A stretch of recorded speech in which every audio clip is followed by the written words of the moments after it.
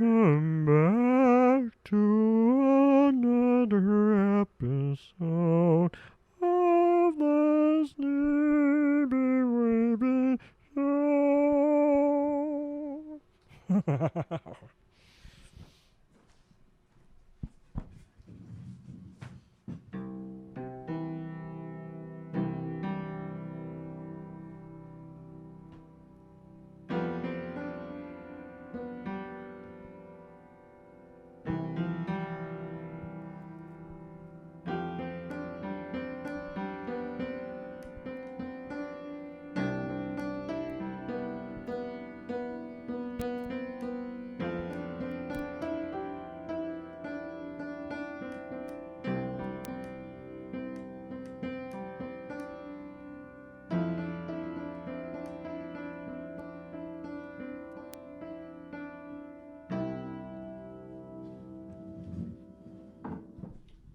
We have a very special guest tonight. Please welcome, for the first time on the podcast, the Fighter and the Kid's very own Cat Lee. Hey, dude, what's up? How you doing? Thanks for good. coming. Yeah, of course. Love the shirt. Thanks. I love Eazy-E and NWA. I remember growing up and hearing his solo album for the first time, and it was very mind-boggling because I had never heard anything like it at the time. Yeah, same. When he was Nobody Move, Nobody, you know, that song, and then just some of his rhymes were like, whoa, I can't believe he just said that. Same. I had the same experience. Yeah. I was like 6 years old when I first heard Boys in the Hood. My cousin would bump it on the way to like the grocery store, and I was baffled that someone could say shit like that. I think they're really kind of they're original. I look at them as like the West Coast, kind of like Public Enemy, but like they had their own kind of like Compton flavor or whatever. Yeah. Did you see the movie? Yeah, I actually I think that's like my favorite biopic. Biopic. I loved it. Yeah. How'd you feel? I shed a tear. You shed a tear? Yeah, I shed a tear when Easy died. It was when the homies went to visit him in the... And he like crashed in the keyboard. Yeah, he crashed the keyboard. And then what bothered me about their story was their manager. Oh, Jerry yeah. Heller. Is it Jerry Heller. He was it, a weird dude. Not only that, it just kind of made you think of just the industry and the business of it all. It's like... Yeah. Just... Because you know that... I don't know about now, but you know that has existed for years of rappers not getting a fair deal. It's almost like, have you heard of TL? You've heard of TLC? Yeah, they got screwed over. They got fucked. And I heard a lot of artists used to get fucked because there was no other way of like getting a record deal or getting your music out there. But now you can do it all yourself. Yeah, I saw a documentary. I didn't know the whole story, but I was just on the internet. I'm like, oh, there's a TLC one. Yeah. I'll check it out. And then I had no idea how shitty of a deal they had and how it had to come to like at the Grammys, them kind of like calling, like putting everyone on blast. Yeah, putting everyone on blast. Like, it's not what it seems. How the hell are you gonna have no money and be like the number one group in the whole world selling millions of records? Isn't that kind of happening now with BTS? Oh, dude, I wouldn't doubt it. Because, I don't know the whole Korean game, but I met JYP at one time because my brother did a Wonder Girls video. Oh, I loved Wonder Girls. Oh, back in the day. So, that's our Nobody But You. They go hard. They're hard, but they're large. They're like pretty, like out there. Yeah. They're popular. They're super popular.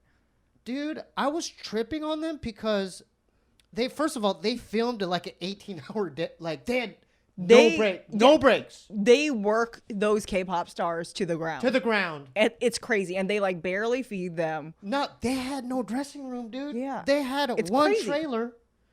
And JYP had his little yoga mat or like little mattress. Oh, like they don't have a chair, they have a yoga mat. And then everyone else's like purses and backpacks were scattered. It was it was smaller than this room. Oh, wow. With everyone. And there's like 7 people in each group. But then you have to think about the other people set on the, you know what I mean? DP, Yeah. the director. No, it was literally like they're in the coal mine just working it out. And they make it look fantastic. Well, I didn't even know if they drank water. They were just working and working. Yeah. They had one break where the kimchi jjigae, the one cook came in. Yeah. And it was like a medieval kind of like gray pot. Like a witch's brew. Yeah, like cauldron. And it was old school. And I'm like, oh, I guess this is their lunch break or their like dinner break. Like it isn't as glamorous as you think it would be? Because I've been on sets, because I used to do commercials early 2000. I did a Sour Starburst one. Oh, really? Yeah, I was at the Jimmy the Chinese restaurant. Now. Yeah. Wait, it's called Jimmy the Chinese restaurant? No, that was my role. I was Jimmy in the Chinese restaurant, and I had to eat a Sour Starburst and then make a face, you know. And I scared the baby. Why did you have to be in a Chinese restaurant? Because it was a Chinese family. Okay. But I lie. I basically lied. Oh, we all do. I lied because they go, we want a Chinese kid. Yeah. And I'm like, oh, Ali, I'll just, because I didn't think I was going to get it. They don't know the difference. And so I kept going. And there was, at the end, it was the 5th audition. They picked me because my hair was more like Bruce Lee. Really? Like I had sideburns. That's how shallow these motherfuckers are. They're like, you know, like these producers, these Hollywood, they're like, yeah, he looks more appealing. His hair looks more like Bruce Lee's. Yeah. Oh my gosh. Like that's absolutely it. And I was like, oh, these guys are just, if they're going to do, I'm going to take it then. I'm going to lie. Yeah, but then on set, because, you know, the rest of the cast, they were Chinese. So they're were they speaking like Cantonese or Mandarin? I was gonna get found out a few times because they spoke to me a few times, like in between takes, and I just looked at the ground and I walked away and shit. Yeah. But I forgot where I was going with the story. JYP, right? Yes, K-pop. And their kimchi jjigae. In the cauldron. Yeah. And then I was tripping because on the like sets of whatever the commercial or wherever, they have a whole table of just, you know, like blueberry muffins. They have all the snacks, bunch of goodies, granola bars, Red Bull. fruit. Yeah. But you know, this standard one just big old cauldron and just kimchi. That's it. Kimchi jjigae. No water, just kimchi jjigae. Maybe I'll give them that. Maybe they had water. Maybe. Oh my God, that's crazy. So it's crazy that people still get screwed over like that nowadays. Yeah, it's just, that's why, like, I'm not talking down on Spotify, but like I'm like paranoid about like Spotify and because I do independent music, you know, I put out little projects. Yeah. And I've made more on my Bandcamp than like almost like 15 years on iTunes and all that other shit. Oh, really? Yeah. Like, cause I directly, if they want to support me, they download it on Bandcamp, and I get like, they take a small percentage. Yeah. But it goes directly to my PayPal. How much does iTunes take? Dude, they don't even pay? Make pennies. Are they robbing you? Yeah, they basically are. And there's no way to track it. You know what I'm saying? You can't track like if someone in like Korea is downloading your shit, and they're not going to tell you that they're downloaded that specific song. They're just saying, hey, this is your cut. Yeah, take it or leave it. Because like I had one of my albums, it'd been years. It was years. I got one check from CD Baby. Because I went through CD Baby. CD Baby dispersed it to like iTunes and all these platforms. It was, you know how much it was? Like $38. $38? Like under $40. For years of having it on there. That's crazy. Where if I just put my, I just did an EP and I put it on Bandcamp and I made way more than that on Bandcamp. Does that then affect the way you approach making an album? If like, let's say you made the $40 back and in your head you think like, okay, if I charge like $5 for it, maybe only 8 people bought the album. Whereas if they're taking a big cut, maybe a bunch of people are supporting you. You're just not. They're not telling you. That's what I'm paranoid about that. I'm paranoid about that, what you just said, because they're not going to give you those statistics. Yeah. Whereas now you know exactly how. Yeah, like, on Bandcamp, it's like it's Jordan Peters bought this. He, you know, because I give him an option, like, you know, it's this money, but if you want to give more you can. And then some people do. They show love. They'll if the album's like $10, so they might give you 12 or something. Yeah. And then I see it on my email like, okay, this dude, this is his email, bought this, the whole album or this one song, and I could see it. Whereas the other shit, I don't know what's happening. They just kind of like throw $40 at you and call it a day. Yeah, like just be happy. You got something. It's like that just didn't seem right to me. Not to say like I'm like, I'm getting Drake numbers. I'm like independent, like I'm just doing it out of home and I'm not on a label. But like doing Drake numbers doesn't really matter anymore, does it? Like I don't know. Isn't putting out projects more about like the interaction that you get with the people who are listening and connecting with it? Because at some point there's that, but then there's also where there's platforms where instead, let's say I wanted to support my favorite rapper. Let's say I'm just gonna throw this out. Let's say like MF Doom or like Dell or like Ice Cube or someone like that had like a Patreon. Yeah, I could support it monthly, like with a $5 pledge or something. If I really like want to support what they're doing, and that didn't exist in 1993 or something like that, And that's the big thing with OnlyFans now, right? Yeah, with OnlyFans. That world is, I don't really understand. Because I just saw a video on it today. It's a weird kind of setup. I have like a weird understanding of it, but I think it's very similar to like general knowledge where like you post whatever you want, they take a cut, and you can put a lot of explicit stuff on there, for the females, it's a lot of like... It's a lot of nude. It's like nude. It's kind of like mild, I don't want to say pornography. Softcore porn. Yeah. But it's kind of a weird dynamic because the fans that support that... Yeah. Why wouldn't they just go to Pornhub? You know what I'm saying? Like Pornhub or something. I think it's the same thing. Somebody was telling me you can basically, when you post onto OnlyFans, you're the content creator and you're the one with all of the control. Whereas going through Pornhub is kind of like going the BTS way, where like you have a producer, like a record label telling you you'll make this much, right. Like they're their own. They're their own boss. Exactly. They're more independent, and not only that, they have the dynamic is like. I think. Let's use that as an example. Like, let's say like there's this attractive Twitch streamer girl and she's showing more than she should. Yeah. But go to my OnlyFans. The dudes that support that this is just a hypothesis, but I'm guessing maybe in the back of their minds they have this kind of like hope, like because they have this is the difference is instead of going on Pornhub where there's no interaction, they're getting interaction from. It's closer. It's they're email. They're like talking to them. Yeah, and like, getting responses. It's not just like leaving a comment and then it's direct connection. Yeah. Like, sorry, Alex. Just make sure come tomorrow. I'll get your photos to you tomorrow. Tomorrow. So it's like this weird dynamic where.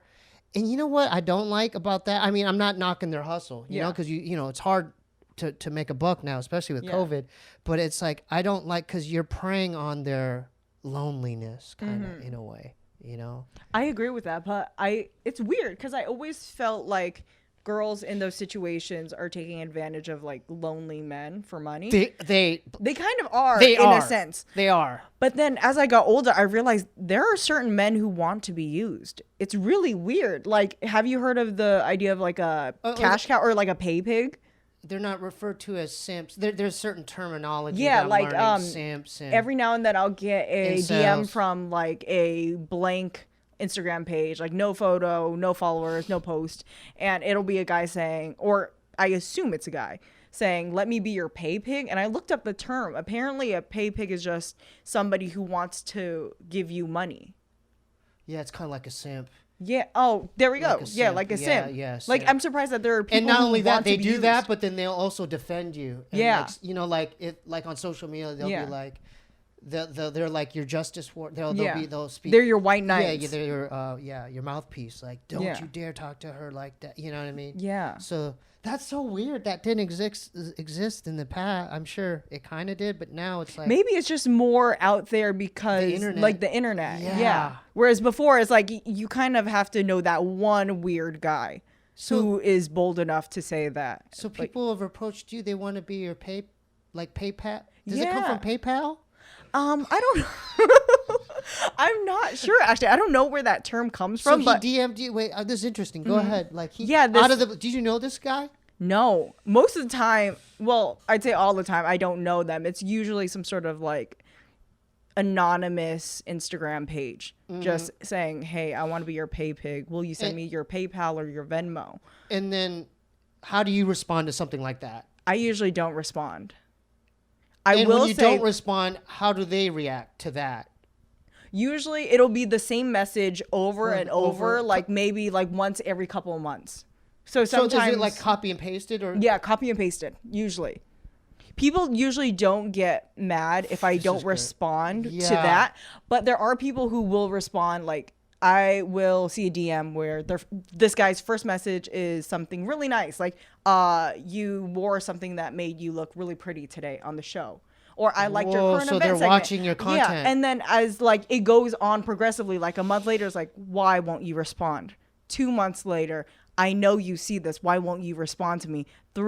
Another 3 weeks later, you're getting fat. Another 3 weeks later, kill yourself. And I'm like, whoa, I never said anything. So they turn. Yeah, they start as your biggest fan. Yeah, like Stan from Eminem. Yeah, it's like and then they turn on you. Mm-hmm. Wow, and that's weird because I never responded. I would understand more if I did respond, but if I never said anything, like I don't know. What do you think would have been the result if you would have took him up on his offer? I honestly have no idea. That's the thing I'm afraid of. Because you might have opened like a can of worms there. Yeah.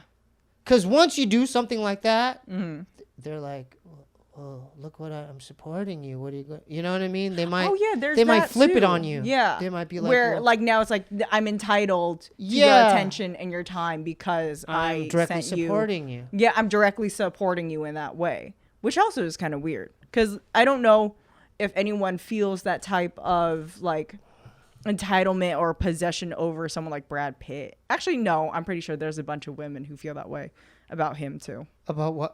What do you mean about Brad? About like entitlement, like that's my man. He's mine. I watch his movies. I pay for a ticket. Like he should be responding to my love letters. His shit's crazy. Right? I mean, but you know, in the incel community, he's referred to as a Chad. A Chad? What's a Chad? A Chad is referred to as he's genetically superior opposed to like just an average looking guy. Oh, okay. And they have diagrams where the jawline. You know a lot about this. I'm upset. I'm not here to judge you at all. The I'm reason just very being, interested. I'm gonna just defend myself because you don't have to defend I yourself. was so obsessed with the Elliot Roger case. Who's that? I'm sorry, what? He's the kid that like snapped because he couldn't get any girls. Yeah. He was the guy in Santa Barbara? Yeah, the guy in Santa Barbara. The guy in Santa Barbara. The original incel. Half white, half Asian kid. Yeah. Like, yeah. And he's actually a huge figure in the incel community. They regard him as like kind of somewhat of a hero. Like a martyr. Yeah, but like they look up to him. That's their Lord and Savior. Yeah. Oh, like wow. they have shirt. They'll wear his shirt. They have shirts with his face on it. Oh yeah. Oh my or God. just his like his name. Yeah. And then his birth date and his death date and it's and crazy. What does the incel community want? Like, what's their ultimate goal? Well, there's like, is it to get laid eventually, or no? It's actually the contrary. It's actually an acceptance. There's a thing called, like the Matrix. Yeah. The blue pill and the red pill. Yeah. The blue pill, you won't know what's going on. You'll wake up tomorrow and you'll just go on like everything's cool. Yeah. The red pill is like you're going to be awoke to some realities. Yeah. And so they use that metaphor as something where they had chosen the red pill and they realized like, whoa, no matter what I do, no matter what job I get, no matter what cologne I get, what clothes I get, I'm already at a disadvantage. Yeah. Because of the Chads. Because of Chads. Because of genetics. That's the main thing that their argument is. Oh, no matter, even if the dude has the best personality in the world, no matter what he does, he's still at a disadvantage. Oh, wow. Because of genetics. And the black pill is more... I didn't know there was a black pill. The black pill is more of like a deeper knowledge and acceptance, like that this is... Like it is what it is. It is what it is. Yeah. You know what I'm saying? And then I discovered a new group. There's another one? Yeah. Oh my God. An advanced one. Okay, what is it? Called MGTOW. That sounds really Asian. Men going their own way or something. Okay, go on. MGTOW. You haven't heard of this? No. What are they about? So men going their own way is kind of more of a mature... they're more elevated in my belief system. Okay. My opinion. They're a little bit above the incels because the incels are more kind of self-loathing and like self-pity. The MGTOW is men going their own way. They realize all of these things. Yeah. Like, oh God, I look at my face. Oh God, I'm like my cheeks. And you know what? I'm just I accept it. I'm going to go my own way. I'm going to build my own house. I'm not going to even trip on women, you know? Yeah, they're just gonna live their life the way they want to. Yeah, and not it's let not your traditional you're gonna get married, you're gonna have kids, you know what I'm saying? Yeah, what happens. Yeah, they're like, and they're just gonna live their best life and sail to, They're gonna be Noah. Yeah, but no one's on the ark. Yeah, they're gonna be like I guess the guy from Shawshank Redemption, Tim Robbins, like he escapes from jail and he's in Mexico building his own boat, and then Morgan Freeman, comes and joins. He's doing his own shit. That's the MGTOW. The MGTOW, the man going their own way. I'm actually really interested in this. I feel like this is a world I've never even heard of.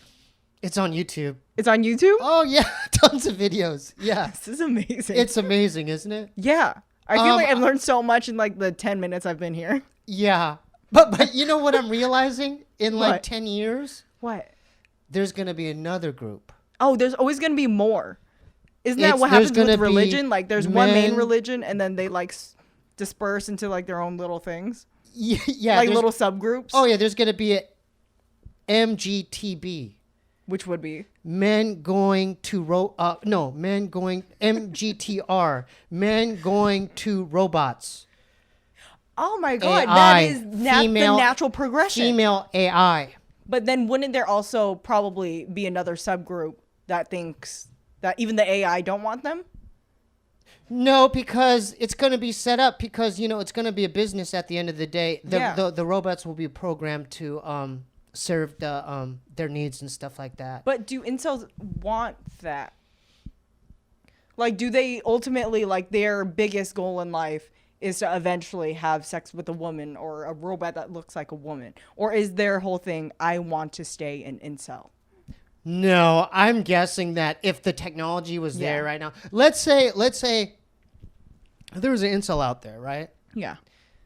Just miserable in their parents' basement, eating flaming hot Cheetos, and just like farting and just playing, Warzone all day, not showering, and they're like, they see something on the internet like, get your robot today, and you could customize your own thing, like Natalie Portman face with the blah blah blah blah body, and then this is what Jennifer Lopez butt, and then you know what I mean. They could construct and Jennifer Aniston's feet. Like, exactly. and then for $5,999, get yours today. You don't think that dude, if he had the money, wouldn't be? He definitely. He wouldn't put the credit card information in. He would, but I think he would still cling on to the idea of being an incel because I think people just want to belong to a group. But even if you aren't really an incel anymore because you had sex with this robot, I feel like you still want to be a part of the incel group because that's like a brotherhood. I see your point, but I think in this case, they wouldn't need, it wouldn't just be a one-time deal with this. I mean, that's literally his wife. Yeah. Like it going. Yeah, but I think he would still consider himself as a incel. Because he's like, well, it's not technically like a real woman. I'm still a part of this group. But to him, I believe it would be so realistic and so real. Like the movie Her? Yeah, like Her, the movie Her. Like the movie Her. Yeah. It would be, what is it, like the Blade Runner, like, like the what do you call it? The synthetic, whatever you call them, or Terminator. It would be so real. Or Ex Machina, or like that movie where it's like that's a human, but it's not. It's really a robot. Yeah, it looks like a human. I think that it'd be so believable that they'll be like, guys, because like those you think those chat rooms are positive? No, all they're doing is they're it's like an echo chamber, They're just. Everyone agreeing with each other. She sucks. Life sucks. You know what I'm saying? So once this technology, once they have their own robot, they'll be like, all right, guys, peace. I'm good. That's going to be the extinction of incels then. The moment like all of the incels have enough money, like each and every individual incel has enough money to get a robot, the movement's just over. Yeah, because at that point, I know... it won't solve all of their needs, but that need it definitely will solve. But what the next concern is the other problems that'll arise from that. What do you think females would, like real humans, would feel about that? Because now, instead of them looking at other females as competition, they're gonna be like, "What's up with this robot?" Yeah, like. My boyfriend's not looking at this, Yeah. You know what I'm saying? But then wouldn't the women then get their own robots? No, that's when a revolution will start. Yeah, exactly. No, the women. It's going to be war. It's going to be chaos. That should be a movie. Yeah, and then it's going to be a bunch of like... The women are going to like bear arms. Yeah. Take to the streets. Yes. I want to see that movie. That's a great idea. You should write it and sell it. If you're listening, don't jack my idea. Please don't take it. I'm coming up with this off the top. Yeah. That would be great. That might be the next Get Out. Yeah, you have like Scarlett Johansson just like hitting her desk. Like, I'm sick of this, and then she's looking at the news, and then she calls like her homie. Yeah. We gotta do something about this. They form like like a Zoom group or some kind of community. Yeah. Something like that. Absolutely. And then there's going to be a whole new generation of female incels. Yeah. Then you see a shot of the assembly line, like a car assembly line where, you see them being like you walk in like a regular robot, and then slowly it just becomes like this hot Jennifer Aniston, Angelina Jolie looking robot. With even like skin-like textures and everything. Like beautifully done nails. Oh, yeah. Prettiest feet you've ever seen. Beautiful face. Everything. And then suddenly women are going to be like, we can't stand for this. Yeah. And then it's going to be pitch movie is they're going to be like, all right, you're going to do that? Well, we're going to make the man robots to replace you men. It's basically, what's that movie? Planet of the Apes? Is it that? Maybe. I think so. I haven't seen that in a long time. It's been a hot minute, but yeah. Yes, iRobot. It's iRobot. It's absolutely iRobot. Yeah. That's the Will Smith. Yeah, I didn't see that one. That one was pretty good. So what's that about? It's about robots. Yeah, it's about robots coming and taking over. Yeah. This is like a new reality. I mean, we're joking about it, but this is like just around the corner. It's just around the corner. It's like I'm guessing in like 20 years, 20 years. Maybe sooner. They have a prototype right now. I know it. I know somewhere in the world there is a sex robot prototype. Somewhere in Japan, there's like some warehouse proficient enough to just be its own person. Oh yeah, and they're talking. They're getting the language. They're being programmed the language and They're like, oh, this is what men from this area like. This is what men from this area like. This is how you respond to make them happy. Like, I think that's gonna happen within the next. I agree, like 20 years. There's going to be a proficient AI robot somewhere in this world. And then it's going to be even weirder because they're going to be walking amongst us. And we'll never know. At the grocery store, at the mall, at your favorite pizza joint. You won't know. And you'll hit on somebody and not know if they're AI or not. Oh, that's a movie too. You know what I mean? Like did you fall in love with me because you comedy, but it's or because you're an AI? Yeah, which one is it? Like I met the best chick at Gus's Pizza. Dude, we're compatible.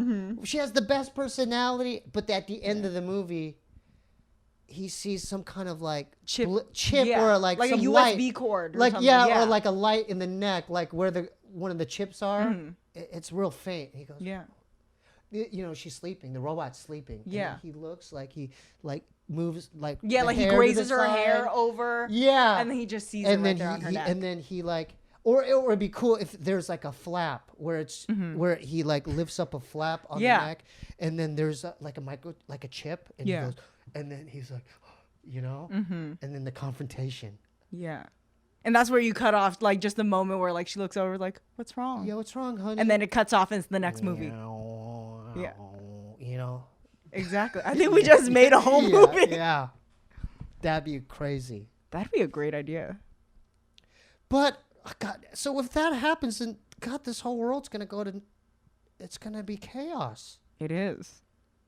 I don't know where to go from that, but it is. It's absolutely going to all collide on itself. Because what's the point of human interaction after that? Not only that, if the robots are intelligent enough to speak and to think on their own, they're going to overthrow us. What if they just fight back like Terminator and they just start grabbing weapons and saying, you know, we don't need y'all anymore? Oh, I believe that would be the next progression in their lifetime. Because they could probably, most likely, could detect a human from an ally, another robot ally. So they'll be like, that one's a robot, human.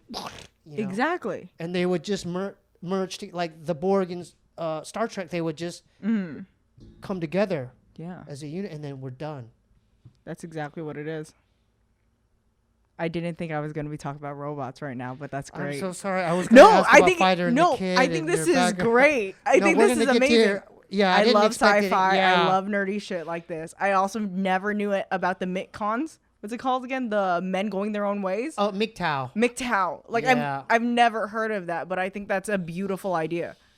Because it's just about saying, I don't care about what's holding me back. I'm just going to live my life the way I want to live it. Why don't women have a women going their own way? I don't know. Maybe that'd be real liberating, wouldn't it? Because that would be like, all right, motherfucker, I don't want your bait. I don't want to have a kid with you anyway. Yeah, that's empowering. I'm gonna go to Europe. Yeah, and vacation, climb, and go hiking, and do whatever I want. Yeah, I don't need. I don't want to be a mom. I don't want to prepare sack lunches. I don't want to do any of that. I'm gonna go surfing here, and then go with my homegirls here. We're gonna go to Australia. Yeah, I don't want. I think that's what feminism is, but I don't know. I'm not quite sure. It's kind of weird. Okay, so it is, huh? Like the idea I feel like is very feminist, but like feminism is a little weird now. I don't really know like enough to speak on it. It's all over the place. Yeah, but I'm sure if there was a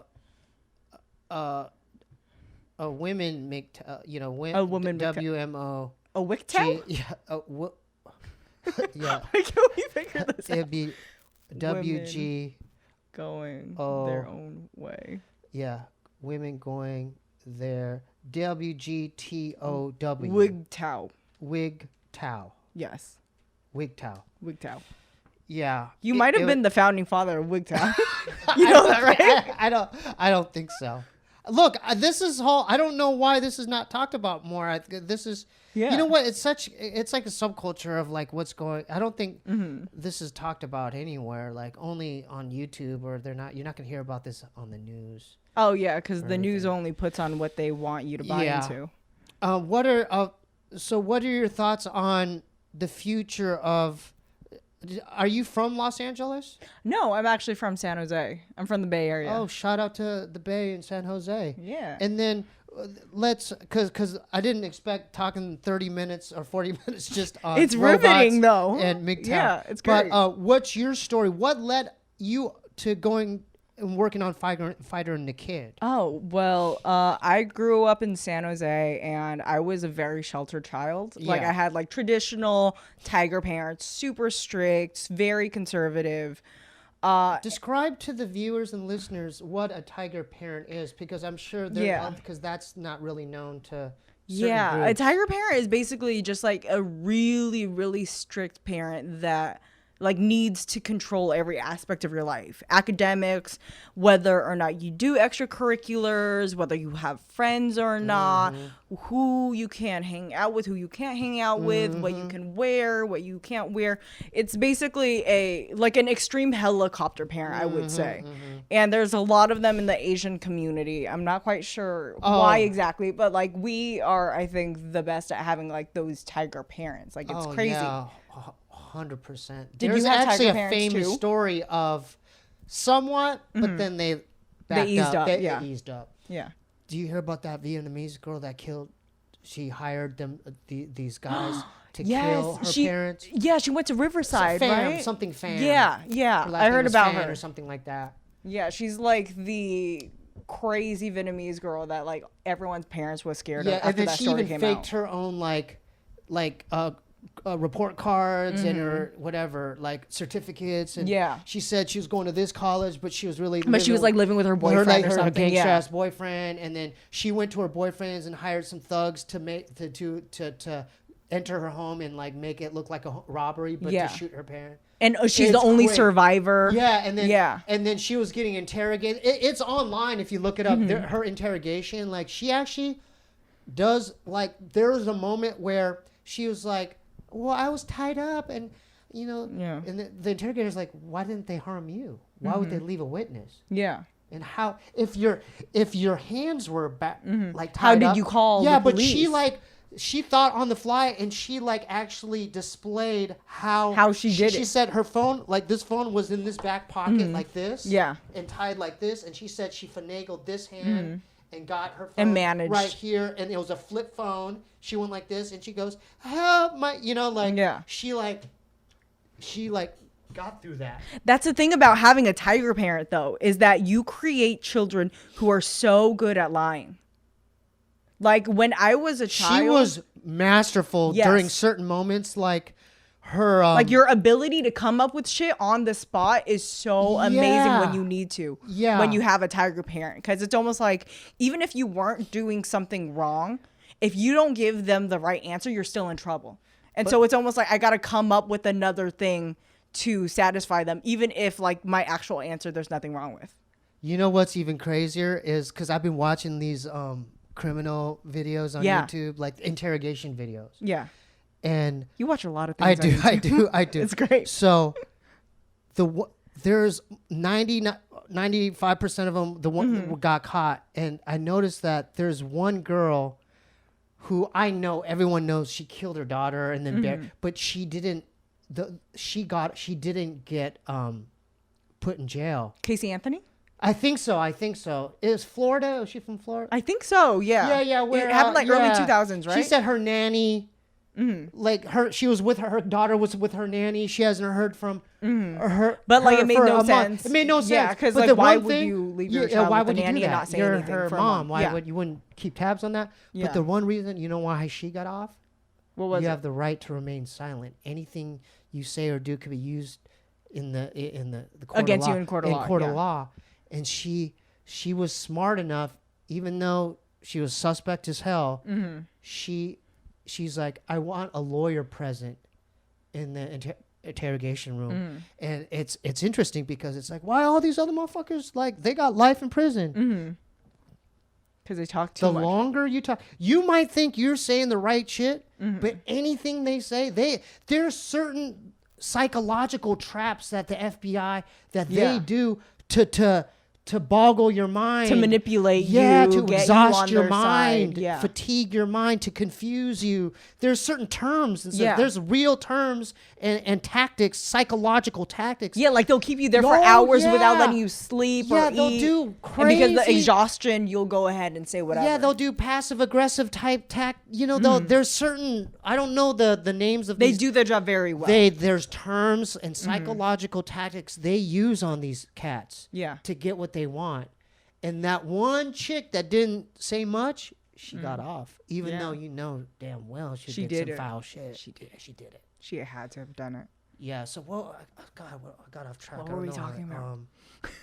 Tiger parents and I had really, really strict tiger parents, and I really wasn't allowed to do anything or like see anybody. Like, I wasn't allowed to have friends till I was in college. Yeah. And I would basically like sneak around to try to like see my boyfriend at the time, and I just knew that I needed to get out of San Jose, because if I went to a school in the area, I really thought that my parents wouldn't let me go and live my life, and so in my head I had to go further, somewhere like they couldn't really get to. So where'd you end up going? So I ended up going to USC for college. Oh, that's my girl. Oh, really? She goes to USC alumni. too? Alumni. Alumni? Yeah. Oh, she graduated from there too. Yeah. But yeah, I ended up going to USC for school. I got into the theater program there. Oh, cool. I was there for 3 years, and when I graduated, I really didn't know what I wanted to do, because I mean, acting is cool, but I knew it wasn't exactly what I wanted. Do you live on campus? I didn't live on campus because I transferred. I actually did community college for 2 years. I transferred out, and they only let a small group of people dorm as transfers, and so I had to live off campus. Their campus is really nice. It's really nice, but the problem with it is it's the only like nice thing in that area of South Central, so it's like a big target for kids getting robbed. It's like its own microcosm of its own world there. It is. It really is. I walked on there. It's like a whole different world. Yeah, and then you walk another block, you're like, oh, yeah, I'm back in South Central. There might be a street gang you don't even know about there. Yeah. And that's the problem with students. A lot of those students don't know. Oblivious. Especially, I feel bad for the foreign students who come over from, like, Europe or Asia who don't really know any better. And then they start walking around South Central like, oh, I'm just, like, living the American college life. And then they get robbed. Yeah, if I was in a gang, let's say I was in a local gang around there. Yeah, who would you target? I would go to the student store. Yeah. I would buy a USC sweatshirt. USC hat. Yeah. Like a football jersey. Whatever. I don't know any student I don't care. I would rock their colors. Like, I would buy a JanSport, brand new, like maroon JanSport. Yeah. And then I would just stumble across their campus. Yeah. And I would just rob every dorm. I would just find a way. Oh, the year that I was there, you could find a way. There was a story of this like random guy. I don't think he was like necessarily a homeless man, but it was like an older gentleman who was on drugs, snuck into the dorm room. Oh, yeah. And there was a girl who woke up because he was sucking on her big toe, and he asked, "Can I have sex with you?" She screamed, left the dorm. She wasn't harmed in any way, but she woke up to a man just sucking on her toe. It's wild. I was like, what the hell is going on? How did he get through all of these like security breaches? Because there's a security guard at the front. You need like a ID card to swipe in order to get into the building, and then you need a key for the dorm room, but somehow you got past all of that. So I don't think your idea is too far-fetched. No, I would take it another step. Okay. I would befriend. Yeah, you befriend a student. A couple students. Yeah, maybe a faculty member. I've seen it happen. I went to ASU. Mm-hmm. I lived at this huge dorm, Manzanita, 15 stories. Yeah. And then, like, I would party on different levels. And then one of the levels, I seen, like, these two black guys, they're twins. Yeah. But they're like, they ended up being my homies. Yeah. They're like loped out. They're like, I think Crips. Yeah. But I ended up being homies with them. But I'm like, who are you? Like, you guys go here? But they ended up setting up shop at the dorms, dating, like a girl on one level, and then the other, his brother. They set up shop. They sold weed out the dorm room. They just set up shop there. Businessmen. And then years later, I saw them. He had a baby stroller. I'm like, what's up, over? Yeah. And then they'd come over. I had an apartment by then. And then I would invite them over because back then we started recording music. I had a 4-track. I had like my rapping homies over. But they would just come over and they would, without asking my permission, just use my place as like they set up shop again. Yeah.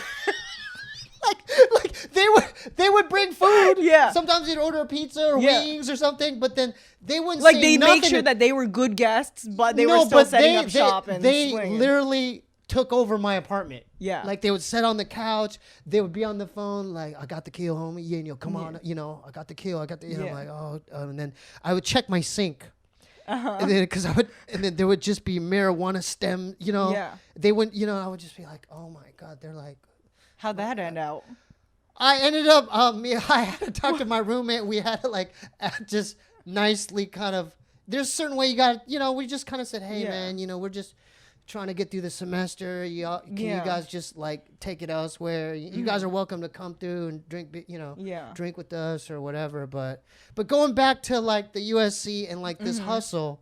Yeah. I would take a step further. I would befriend someone. Yeah. I would say, hey, can you laminate? I would try to get an ID, Yeah. I would go far with it, like make it legit. Like, go. You know how people go to the DMV to get a fake license? I would do that. You know what's the good thing about that plan with USC in particular, too? Is that it's such a liberal school that if you just get some random Asian guy's like ID and say it's you, they won't fight you on it or else they seem racist. Yeah, because you're like, oh, like you think we all look, because the landscape, you can't. So you can get away with it. Yeah. Oh, I would do that all day. Yeah. Absolutely. Would be even smarter. It could be a little Filipino man. Or it'd be smarter if you were an Asian gangster. Because you know how there's so many Asian students. Yes, absolutely. Even though, let's say, they have a bunch of tattoos, like Asian boy, whatever they have tattoos, they would you could cover it up by wearing a nice polo shirt. Or you could act like one of the foreign exchange students because one of the, like when you're a like foreign Asian student, you get treated a little more differently where people kind of give you a pass for like, maybe that's just the way that like you dress over in like China or this and that. It's just a fashion. They don't question it. It's a cultural difference. Yes. They just assume like, oh, that's just a little culturally different from what we do here, but that's fine. They're not up to no good. I would get the geekiest glasses. Yeah. I would get they would just be like, oh, he's just a foreign student, Yeah. But you don't just let him be. You don't know this guy would be the most gangster dude on the campus right now. He's about to get everybody. You better lock your dorm room. Yeah. He's coming. He's coming. We don't know what he's gonna do, but he's coming. Picks and he's got a Uzi. What are you doing there, though? What are you gonna do? He's got a Uzi. He's wearing polo sport cologne. Yeah. He's just a normal guy. No, he's not a normal guy. But you're gonna find that your dorm room, your flat screen TV, all your credit card, everything, even your mattress is gone. You're robbing everyone of everything. You'd have U-Hauls, just motherfucking U-Hauls. Just load it up. Yeah. Yeah. Oh, you know what? What else? What? They get cars. They get cars. They what could do you just mean jack cars. They could just because there's a lot of students with cars on. Yes, absolutely. Just parked everywhere around campus. Everywhere, and a lot of really nice ones too because it's USC. Very nice ones. So I would not have had mine if I got hit by a car during midterms. They could do that without infiltrating the campus. Yeah. They could literally not be seen and just walk around the neighborhoods. Oh, that's a nice BMW right there. Yeah. I think I'm going to break in there right now. That's why at night, USC actually has to pay a bunch of people to work security. I don't doubt it. There's somebody like on every 2 miles of outside of the campus for I think 5 miles. So kids walking home would be safe. Yeah. They weren't safe.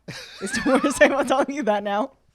What were the parties like over there? Honestly, I'm not a big party person. I think I went to one USC party. It was pretty wild, but it seemed like any sort of generic just kegs. Kegs. You didn't get involved with the Greek system there? Not really. I came from a Vietnamese family that partied a lot growing up, so none of that seemed new or fun to me. I was kind of like a nerdy theater kid, like, hey, let's go watch a movie or something. Grab pizza.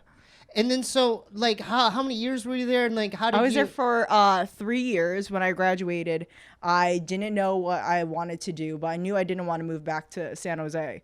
My mom told me by the time my lease is up in September, if I didn't find a job to support myself, I would have to move back home. And so that's pressure. That was a lot of pressure because I was like, where am I going to go with a theater degree in LA? Everyone here's an actor. It's so hard to find a job.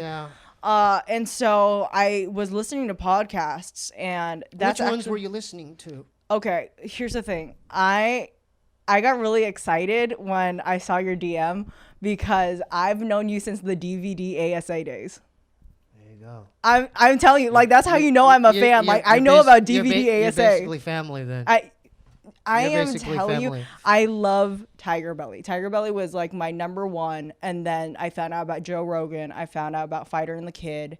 And I knew that Fighter and Kid at that time, they didn't have an intern anymore. And I didn't know whether they needed one or not. So I sent a DM to Brendan and I DM'd him my resume. I've watched so many things of him. Yeah. I've seen like interviews. Yeah.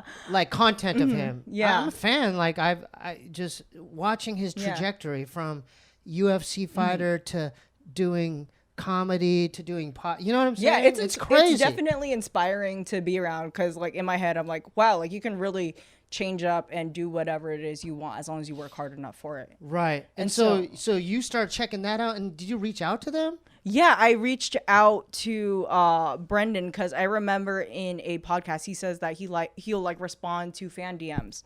And so I sent him a DM and I sent him my resume asking him if he needed an intern. And somehow he responded and said, yeah, we're looking for somebody. Can you come like this week for an interview or whatever? So I ended up... Were you nervous? Like, what was that? I was so nervous because like... What was the format like? Was it him and like... So I didn't even really have an interview. I was in LA and he was like, okay, meet me at this building and we'll do an interview. We'll kind of walk you through the process. I got there and I ended up going straight to their old studio in Playa Vista. And Chin and I were just kind of hanging out for the first couple of minutes. And I thought I was going to wait to have like Brendan and Brian in the room and get like a formal like job interview. Yeah. He ended up doing Below the Belt with TJ Dillashaw there. And I just kind of like sat through in awe looking at them like, oh my God, this is fucking crazy. Yeah, because I mean, if you follow the UFC or Ultimate Fighting, you know who that guy is. Exactly. And I thought I was gonna go in for an interview. I didn't think I was gonna sit through a podcast. So you're chilling. Yeah, I'm just like sitting back, losing my mind, trying to stay like watching cool the podcast and calm as possible. So they want to just chill and hang out to see what your vibe was like. I don't know if it was that or if he just forgot that like he was supposed to give me an interview. Because by the end of it, he just kind of went up to me and was like, okay, so this is what you would do. Like you would do take care of social media. If we need you to like run an errand, you would do that. We would compensate you for your time, blah, blah, blah.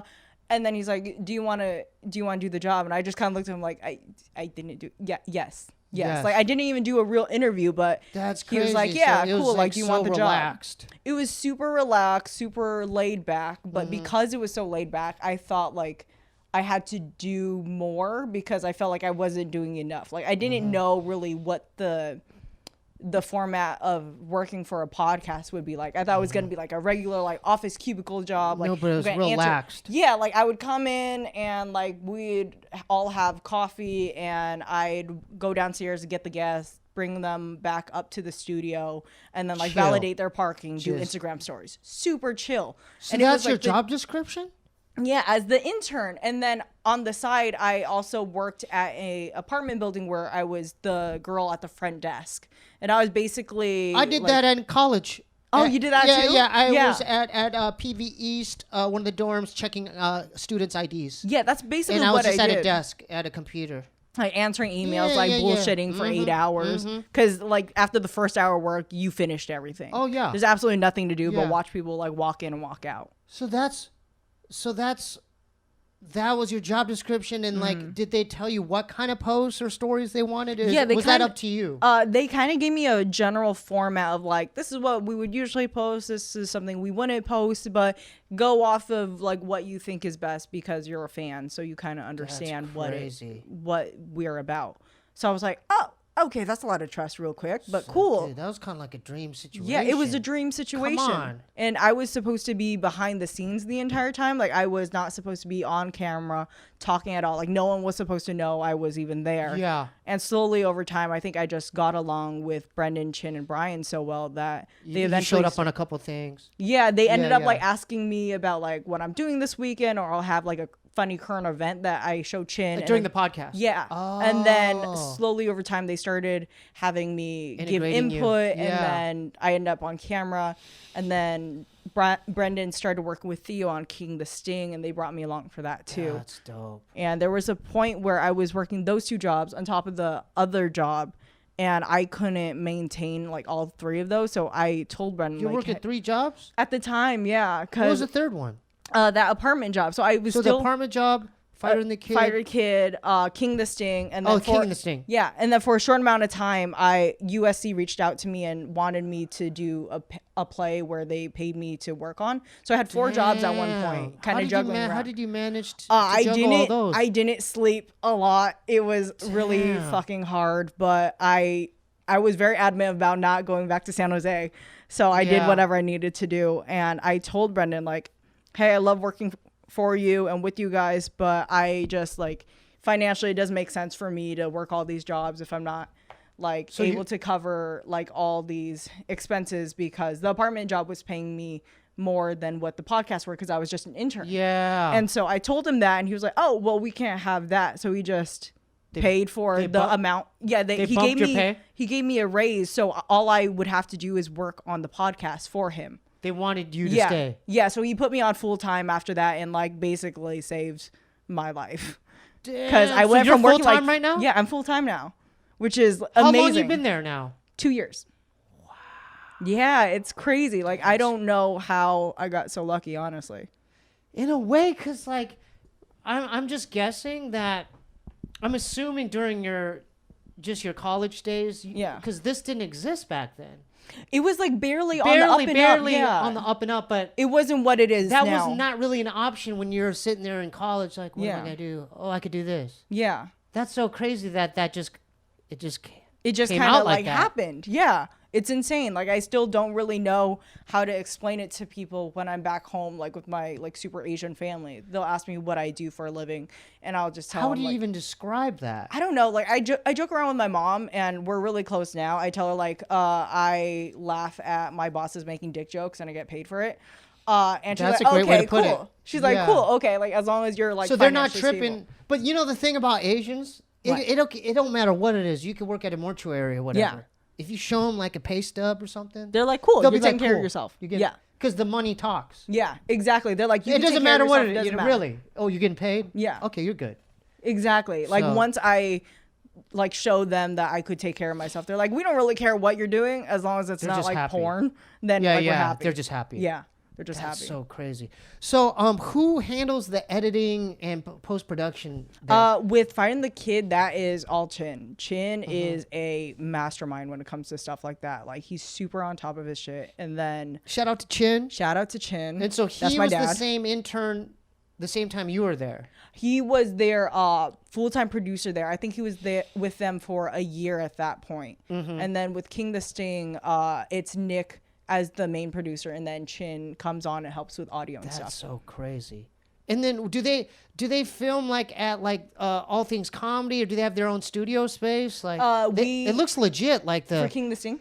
For a Fighter and the Kid. Fighter and the Kid, we record out of Mel.K Studios. That's where Brendan films his other show, Food Truck Diaries and Below the Belt. So we have a studio out there, and then he basically rents out the spot as if it was his own like workspace. That's crazy. So he isn't necessarily like tied the show isn't like tied to Mel.K, right? If that makes sense. And then with King the Sting, Theo has his other offices in that same facility. Vaughn? Yeah, Theo. Shout out to Theo. He's been on here years ago. Would love to have Theo back on. Theo, come back. What are you doing? Would love to have Theo. Please come back.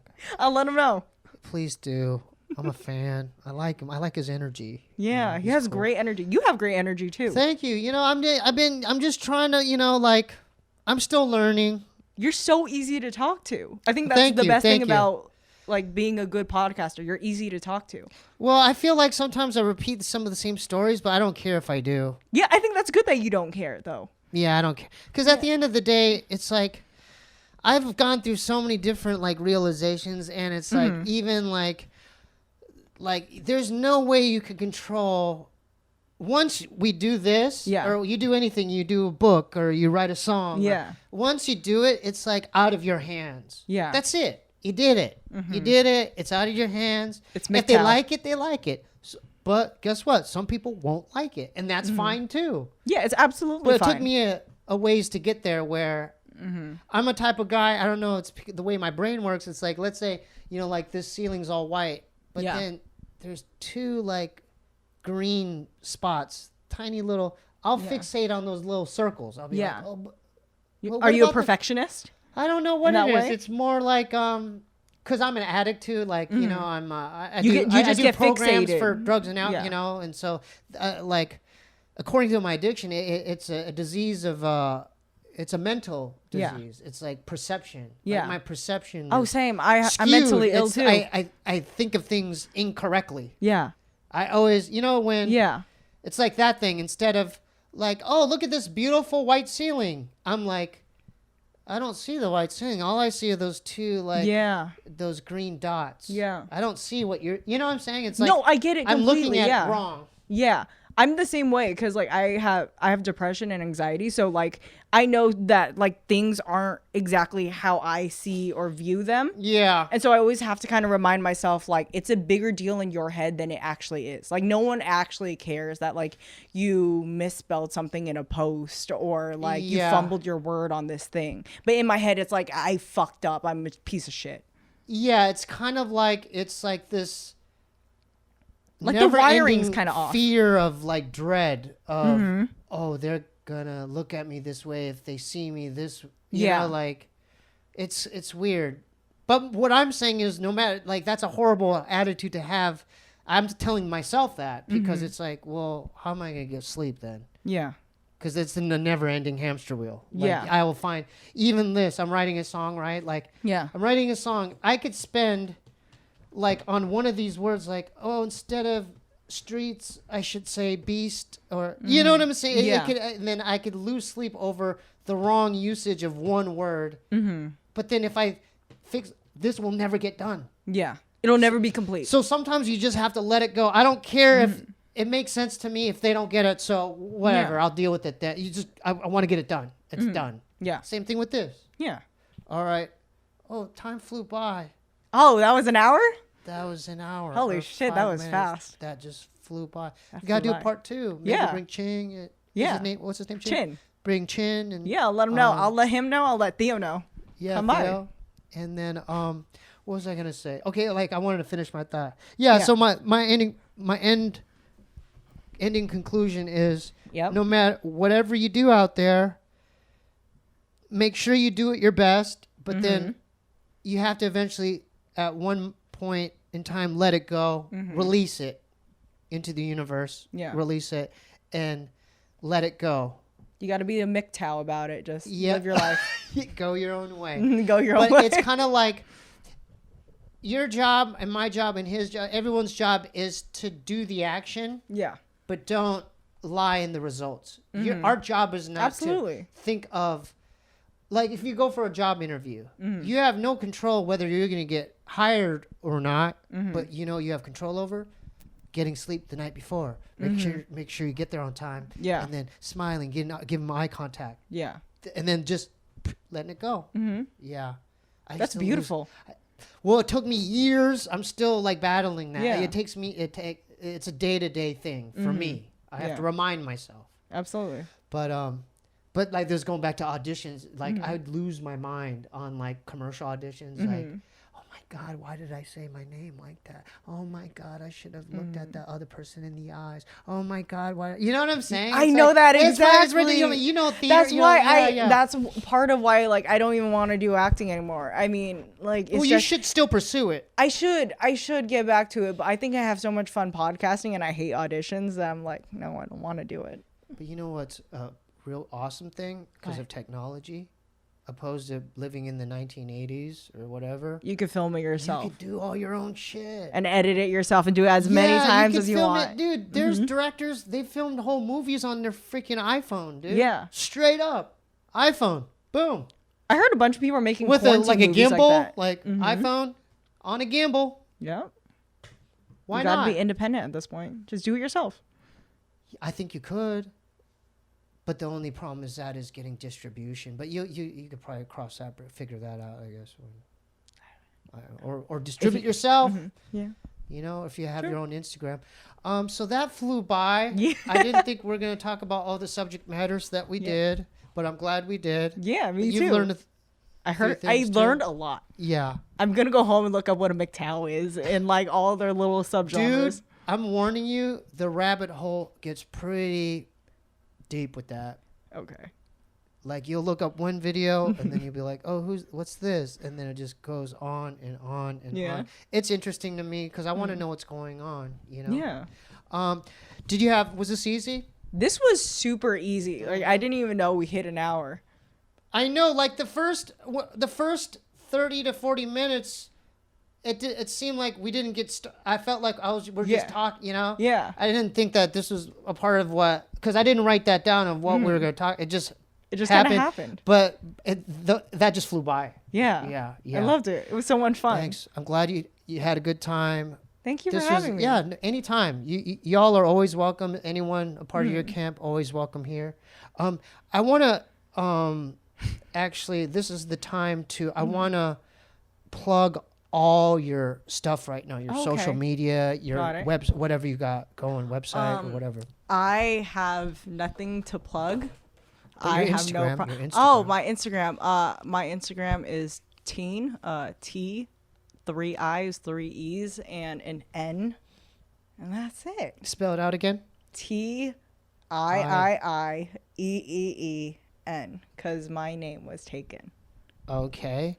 And then what about, are you on Twitter or anything? No, just Instagram. And then I only have Facebook because I need to post for King Listing and Finding the Kid. I don't even use Facebook anymore. All right. And so, are you sure you covered everything? That's it? That's literally it. I just came here because I wanted to meet you.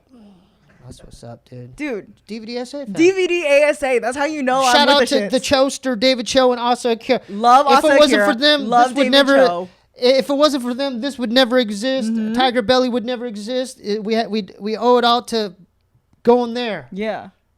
Cho, he's awesome, man. He's helped me so much. Yeah. Yeah. Hopefully, I could get him back on here. I don't think he's doing podcasts though. I'll talk to him. I'll talk to him. Yeah, okay. He did Rogan. He did. God, did you see him on Rogan? He was great on Rogan. Yes. Oh my God. Did you see that one? Yeah. You saw the whole thing? Not the whole thing. I watched like half an hour and then I had to go to work. Yeah. But yes. Yeah, that was 4 hours. That's crazy. Yeah, that's crazy. All right, so that's Kat Lee. Follow her Instagram. Say it one more time for the viewers and listeners. It's teen, TIIIEEEN. Okay. We have a Patreon attached to the show, patreon.com/Steebee Weebee. If you want to help support the show and have it keep it going on, make your pledge today. It could be $1, $2 a month, $3. What do you want? Whatever you want to do, it all helps. Our newest patrons thus far, Amanda C, Smugla, and Omar Delgadillo. I'm 5 songs into my Stir Crazy concept album, so I'm almost halfway done, and that's why Little Ray has been absent, because I'm focusing on the concept album. But speaking of Lil Ray, if you want to get a Little Ray's World hoodie, go to SteebeeWeebieShow.com and get your Lil Ray's hoodie today. Okay? That's dope. Thank you. SteebeeWeebieShow.com. Just know, since there is a quarantine, the shipping may be delayed a little bit. The Instagram attached to the show is Instagram/QUANGOU. All my music's at SteebieWeebieBandcamp.com. We have a P.O. Box series, Steebie's P.O. Box. If you want to send anything to be involved with that content, send your stuff to 1425 North Cherokee Avenue, P.O. Box 1391, L.A., California 90093. Did I miss something? I think we covered it all. Oh, look out for more content. Mukbang stuff. We're working on some food stuff, too. Dude, yeah. Hell yeah. Thank you for having me.